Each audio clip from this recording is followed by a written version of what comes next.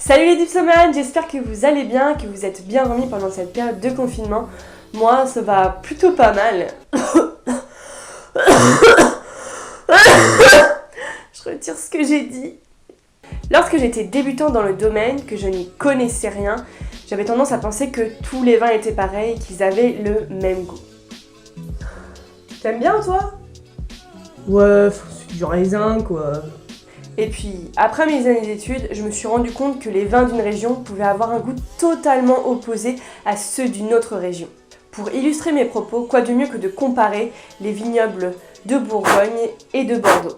Alors qu'à Dijon et à ses alentours, le climat est plutôt continental, sec et frais, à Bordeaux, eh bien... Il pleut, il mouille, c'est la fête à la grenouille.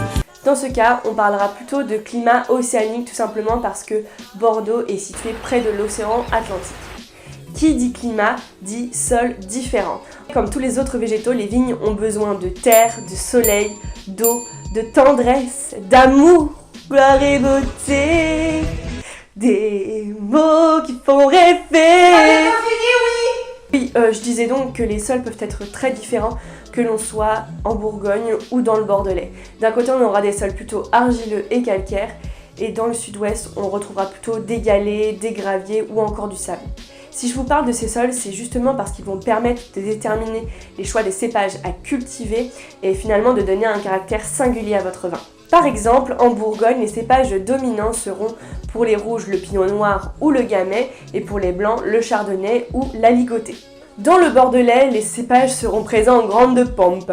On retrouvera le cabernet sauvignon, le merlot, le cabernet franc, le petit verdot, le malbec, le carméner, le sauvignon blanc, le sauvignon gris, la muscadelle, le sémillon,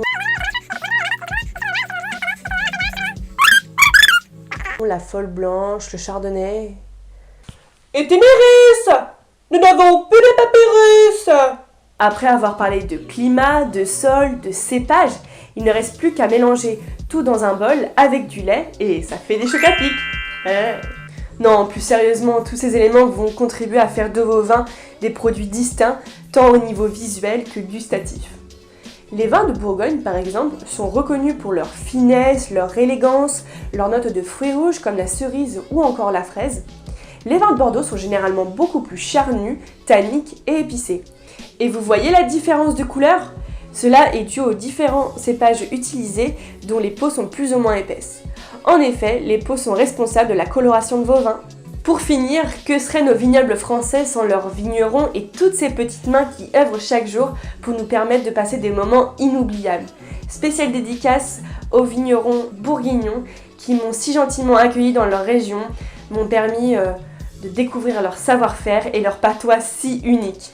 Ah Marius, tantôt avec les gens, on s'est pris une sacrée rabasse, on était bien gaugés. Et vous, vous êtes plutôt team Bordeaux ou team Bourgogne? Si vous n'arrivez pas à trancher, je vous invite à ouvrir une bouteille de chaque et à les déguster avec vos amis. Je vous dis à très bientôt et surtout prenez bien soin de vous. Ah oui, et au fait, n'oubliez pas à vous abonner à ma chaîne. Ici. Juste ici, oui.